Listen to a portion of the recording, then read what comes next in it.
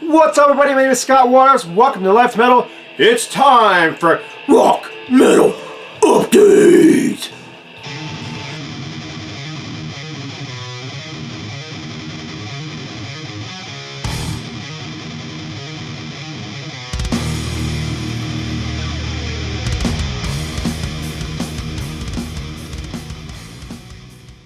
That's right, it's time for Rock Metal Update. This one's going to be some Grails for me. Some things I picked up over the last few months. All original pressings. None of this stuff is reissues. You know, I don't have a big hang up with reissues. I like reissues myself. I don't care. They sound great because they're new, and you know. But I also like the original pressings, and some things you can't get reissues of. So all this stuff here, original pressings, and some of these things. I remember I did a Grail once video. I don't know, about a year or so ago. I've probably scratched about half, if not more, off of that Grail list over the last year since that video came out. This one was very high in that list, and I'm glad to have finally received a copy. This is the Years of Decay Overkill. This is a promo copy. I don't care if it's a promo copy. It does have the gold label stamp on it, which some people find appealing. I don't mind it, but it's not a big deal to me to have it or not. It does have the original hype stickers on it, actually on the art itself, and it has a little cutout over here, which is not uncommon for, you know, promo copies. It does also have the original sleeve inside of it. It's in very good plus to excellent minus condition. Very cool to finally have an original pressing of it. This thing is in desperate need of a reissue, if you ask me. This is a fantastic album. I'd say it's one of Overkill's finest, and I believe this came out in like 1989 or 1990, right around that area. 1989, yep. And the funny thing is, a lot of this stuff I'm going to be showing is from like 88, 89 times, but anyhow, fantastic. Grail for me. What is a Grail? It's just something that, you know, you want more than any of the other things that you want. A highly wanted vinyl, and that's what this is for me. Hard to find, and glad to have a copy. This next one is also a Grail. I did not show this one in that video. I showed one of their other albums, but I did say in that video that I was looking for their first 3 albums on vinyl. And this is Believer's 3rd album, Dimensions. This is a... it's on Roadrunner, and you can see it's a promo copy, and it actually has the promo stuff, the photo and the bio and everything on the inside. It is on the Roadrunner label, but it's actually licensed from the Roadrunner label. This copy is actually on... Hang on if I can get the stuff out of here. Apparently the static is holding this thing in there, which is fine. Come on. There we go. There we go. So this is... this promotional pressing is actually on the Jigu label, J-I-G-U. Was originally released on that label back in 1991, I believe this came out, or 92, somewhere in that area. Jigu is, I believe, a Korean label that licensed directly from Roadrunner. Regardless, I'm stoked to have this. It sounds good. It was in immaculate condition. Does have, again, a hole punch in it, not uncommon for promo copies. Super glad that I have the original promo stuff on the inside of it as well. Highly collectible, great thrash metal, very technical. Side 2 of this is one long song in many parts. They mix a little bit of violins and some opera singers. Believer were a very unique band, and this is a very, very good album from them. So, yeah, Dimensions, Believer, and what year was this? Is there a year on here somewhere? Pretty sure it was 93. I was off by a couple of years, so 1993. Which is probably the reason why it's so hard to find, because vinyl was virtually not being pressed anymore in the mid-90s. Again, another Grail. This one not quite as hard to find as those last 2, but this is Hades, Resisting Success. New Jersey-based speed metal, US power metal, thrash metal, whatever you want to call them. Heavy metal band with clean vocals. Yeah, these guys are fantastic. Vocalist Alan Tecchio sang on the recent tour. He sang in a bunch of different bands, including Watchtower. But he recently did a tour through. I guess they played in Greece and a couple other places with Heathen's Rage. Fantastic. This is a great album. So there you go, 3 Grails in a row. Resisting Success on the Combat label. This is actually on the Torrid label. If you look closely, you can see the Torrid label. And if you look at the center ring, it is the Torrid label. It's probably very good. Plus, condition. It's got a few bends in the cover and stuff, but not too bad. It is the original pressing with the gold foil ink. It's not a foil stamp, it's just gold metallic ink. So there you go. One more. I believe I did show this one in that video as well. Can't remember 100%, but I'm pretty sure I did. My favorite album from Chastain, For Those Who Dare. This is just awesome heavy metal with shredding guitars. David T. Chastain has always been a shredder, but he's a tasteful shredder. He knows how to write songs. He's got a great singer, and the guitar soloing isn't, you know, these aren't just a bunch of riffs to guitar solo over. These are solid songs. Leather Leone, the vocalist, love the picture of Leather here doing the Audrey Genie thing. There you go, you can kind of see her with her little arms crossed as she's about to, I don't know, do something Genie-like.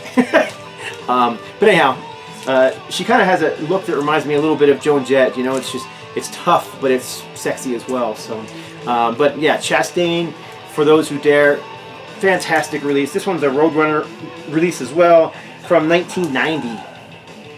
I believe this was like their, what, 5th album? Yeah.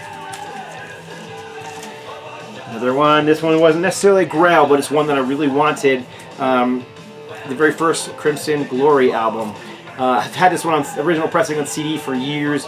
Stumbled across this one on YouTube that someone had for sale and snatched it up. This is an original pressing on the Par label. Later pressings were re-released, I think, on the Roadrunner or Road Racer label as well. 1986 this album is. Now, this is musically in the direction that you kind of wish Queensrÿche would have gone into after the EP. Yeah, they were wearing the goofy little masks here, and that's how they played live too. That lasted for 2 albums actually, but just fantastic. I think it's hard for me to pick a favorite album from them between their first 2.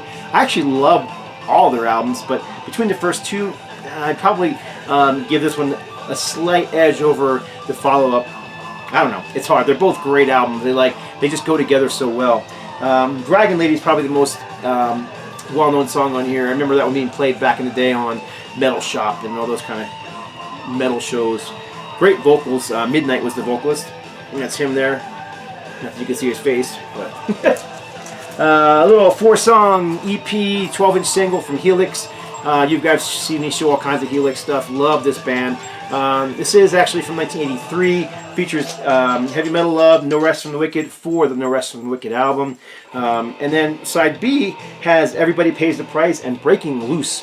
And Breaking Loose is actually an album, a song that they stole from their second album, Black Lace, White Leather. No, White Lace, Black Leather. There you go. I had to think about that for a second. That came out in, I believe it was 1980 or 81, somewhere in that area. But yeah, I mean, Helix were around early, and they had that sound early. You know, people thought they were kind of like a followers of the LA scene. They really weren't. They were really innovators, especially coming out of Canada. Their first album came out in, what, 1978? So Helix, Heavy Metal love that song, and No Rest for the Wicked, 4-song EP, original pressing on the Capitol Records label. This thing, the record's in really good shape. It seems like this one might have been in a damp area, you know what? I don't know, you know, near the ocean or something. Because it's not, it doesn't have any water damage per se, but the paper is kind of wavy. It's kind of a thin coated stock, and it just seems like over time it's gotten wavy. And only reason that would happen is because of moisture. So hopefully, now that I keep it in, you know, a poly sleeve, it won't do that anymore. All right. This one I haven't cleaned up yet. It's still got a sticker stuck on here, but I'll get that off. But this is one I picked up from, anybody remember EJD715 used to do videos on the VC? I haven't seen him in a long time do any videos. I'm still in touch with him. His name is Eric Dust. A friend of mine, used to live in New Mexico. Went to a show together once. Anyhow, he sold me this one. This is Mekong Delta, German thrash metal. The music of Eric Zahn. Yeah, I love this band, and their stuff is definitely not easy to find. I haven't even put this in a regular sleeve yet. Still got to clean it up. It is a promo copy. Again, it's got the little cutout in the corner. Again, not uncommon for promos. And there you go. I believe this is on the Noise label, if I'm not mistaken. No, it's on the Steamhammer label. So there you go. The upside down Steamhammer label. That one just came in yesterday. I haven't even had a chance to spin it yet. I do have that one on CD, so I know what it sounds like. Very good album from them. I believe that was it was either their second or third album. Might have been their third album. That's what I'm thinking. Okay, sticking with the thrash metal. This is Mesereau. This one is from like 89, 90 as well. Is there a date on here? Because I don't remember. 1990, Active Records.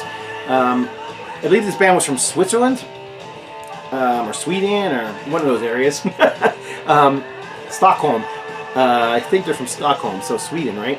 And again, just straightforward, you know, chugging riffs, machine gun riffing, double bass, all that stuff you expect from, especially by this time, because thrash metal was just like the king of the scene in 1988, 89, 90, before, you know, bands like Alice in Chains came along and kind of took over the scene. But a great album from them. Again, this is one that I've had on CD. I picked this one up really cheap. Still sealed. Not a promo, not a cutout, just really cheap. Like $7, brand new, sealed. Has a very slight warp to it, probably because it has been sealed since 1990. That's why I don't leave plastic on records, because it can warp them over time. These, you know, sleeves are loose, so they're not going to like tighten up and like the shrink wrap does and warp your records. But other than that, it's in fantastic shape. And like I said, the warp, you don't even really notice it until you put it on the turntable. You can just see the needle going up and down a little bit. So then came the killing from Mesereau. This next batch, 1, 2, 3, 4, 4 albums, is all EPs. And I do trading with a few guys online, and 3 of these in particular all came from one person who used to do videos and doesn't anymore, which kind of bums me out because I really liked his stuff. I still can't pronounce his first name properly, so I'm not even going to try. I'll try to remember to put a link to his channel because he still has his old videos there to check out. And the guy's collection is incredible. He is from Norway, so anyhow, this is Slammer. Speed metal, thrash metal. I believe it was a 4-song EP. Insanity Addicts. You see a picture of the band right there. Pretty normal for this, looking for this time of release, which I believe was around, I don't see the release year on here anywhere. I don't know, it was West German pressing. I think it was like 1989, 1990. Again, a lot of these are from that time period, which vinyl was becoming less popular. CDs were taken over by the late 80s, and so this kind of stuff, you know, it's kind of harder to find than stuff from the mid 80s. There you go, Slammer. Kind of in the same seat. You probably stick them in there like bands like Agent Steel with that, or I'm trying to think of who else they might kind of sound like. I don't know. They kind of have that clean vocalist sound, but it's still aggressive. Still thrash metal. Maybe like Power Mad. I'm trying to think of who else they might sound like. I don't know. There's a couple bands right there. So Slammer. If you guys are into thrash metal at all, I'm sure you know who Slammer is. So this next one you may not know. This is Annihilator. Not Annihilator from Canada. This is Annihilator from Corpus Christi, Texas. This is their first EP, which I believe was recorded around 1987, released on Wild Rags Records in 1988. This is a 4-song EP. The same 4 songs repeat on both sides. That's their logo. These guys are still around. Just released a brand new EP, which I also recently acquired, so I'll be showing that as well in a future video. Annihilator, the song, Nuclear Destruction, Extermination by Dawn, Mission of Death. Now these guys are a bit more, when it comes to thrash metal, they're a little less, you know, like Slammer or Mesereau. They're a little more pushing towards the crossover sound, a little bit. I don't want to, they're not punk, but they have that kind of punk aggression, and they kind of have that rawness that you would expect from a crossover band. So anyhow, very good stuff. This is just going to beat you over the head like a hammer. That's kind of the sound they're going for, and they do it very well. Original pressing from '88. This too is an original pressing, again on the Wild Rags label. Record's in really good shape. The cover's got a few bends and beats, but it's not too bad considering. But this is the $5.98 USA list price for Preacher on the Hardcore Demo series. So yeah, this is a 5-song demo pressed to vinyl by Wild Rags in 1980. Is there a year on here somewhere? I think it was 87 or 88, somewhere in that area. There's a flyer inside, which is kind of cool. Wild Rag presents 4 new tracks from Bloodlust, produced by Eric Meyer of Dark Angel, featuring Steve Gaines of Avatar. And then there you go, there's the Annihilator 4-track EP.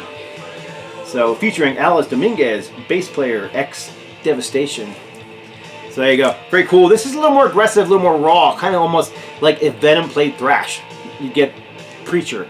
They definitely aren't the kindest of bands lyrically. If you are easily offended by, you know, the anti-church, anti-Christian kind of themes, obviously, if you can tell from the logo and even the name Preacher, that's what they're kind of into. Doesn't really bother me all that much, but I know it bothers some people. But regardless, just classic thrash speed metal from Preacher. Oh, I forgot to show these things. I was going to show them at the beginning, but my birthday was just last week, I believe, the 25th of March, and my aunt made me this awesome Trooper candle. So it's a candle inside a sheared off beer bottle, which I just thought that was awesome. I was so happy to get that. And then also my friend Peter, who was a friend from Facebook, he sent me this awesome Believer beer mug. So this is a Believer's own it's Beaver's own it's Believer's own beer. It's a double bock, Believer double bock from Stout's Brewing Company. So very cool. You know, I just showed a Believer album. I'm just a huge Believer fan, so it was very cool to get that glass. Okay, moving on. This is the last in the Combat Boot EP series that I was missing. This is Have Mercy, probably my favorite of the 4 EPs, ranking up there right along with Power Mad. But yeah, Armageddon descends from Have Mercy. This is, again, speed metal. Again, kind of has that Ancient Steel, who else? Realm, you know, that kind of speed metal sound with it's like pushing the borders of thrash, if not thrash, with cleaner vocals and kind of high-pitched screams and that kind of thing. Like if Queensryche was playing thrash metal. That's kind of what I would describe it as. Just really cool stuff. So I love this band. I like this series. I have all 4 in the series finally. I did hear that this one came with an insert, and there is no insert in this one, which is kind of disappointing. So if anybody knows, I'd like to see what the insert looks like. Most of the inserts inside these boot camps were just black and white photocopies, so maybe I can get one of those from somebody if you have one. Still going. Got 3 or 4 more here to go. 4 more. This is the first release from Apocrypha on the Shrapnel label. I can't remember the year on this one. This is 1987. Again, you know it's on Shrapnel Records label. It's going to have some great guitar playing, and this does. I really like this band. I'm a latecomer to them. I just discovered them a couple years ago, but really enjoy their stuff. Kind of technical, heavy metal, straightforward heavy metal, but a little more technical than, you know, like a Judas Priest or something like that. Really good album. I really enjoyed it. Matter of fact, I think I recently convinced metal theologian Aaron to pick up a copy too. I'm not sure if he was as impressed as I was, but I really enjoy it anyhow, nonetheless. Again, original pressing, nice to have it. I have a few other albums. I was missing this one, so I'm glad to finally grab a copy of The Forgotten Scrolls. 1988, 1987. This was a killer find. Been looking for the very first Omen Battle Cry on vinyl. I have it on CD. Not only did I get a copy, but I got a copy autographed by Kenny Powell. This is an original pressing on the Metal Blade label. It is the gatefold. So there's your, take the record out. There's your gatefold lyrics on the silver Metal Blade label. So this is a classic album. If you are a heavy metal fan and don't have this Omen album, you're doing yourself a disservice, because this thing is fantastic. I like the entire Omen catalog, but man, I put up a huge battle to say that this was their best, and nothing else was quite as good afterwards. Yeah, like I said, they released some great stuff, but this album is just spectacular. Why this didn't make them superstars, I don't know. Maybe it's just because they were on a smaller label. I mean, Metal Blade, although it is a well-known label now, it was a small label back then. When was this? 1985 or so?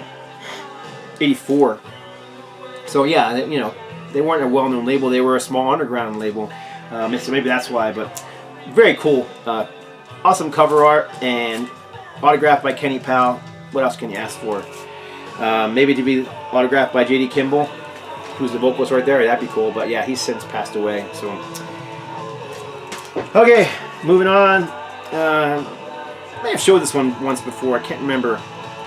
I think I did show this one as part of our 1986 top albums that Trog and I did. Trog. This is Crank, and this is Hideous. When I was in college in '86, this band played, and people just loved them out there. That would have been, I think we saw them in Rochester, and the song "Rented Heat" from them is just a classic. I believe the song was on one of the Metal Massacre releases, and I think that's where I heard of them from. But regardless, they're like kind of one of those anti-glam bands. You know, if you look at their look, they kind of got that that same look that, like, I don't know, they were kind of glammy, but they were anti-glam. You know, they didn't try to look like girls like a lot of the LA bands did. I know they're not looking like Poison here. They're looking more like Lizzie Borden or Wasp. You know, that kind of look. And I think that's what they were kind of going for, was that kind of hideous look of those kind of bands. And it's just a solid heavy metal record. I enjoy it. Rented Heat is a classic song, like I said, but the whole album is quite good. Crank, Metal Blade Records. Let's see, this is the last one I'm going to show in this episode.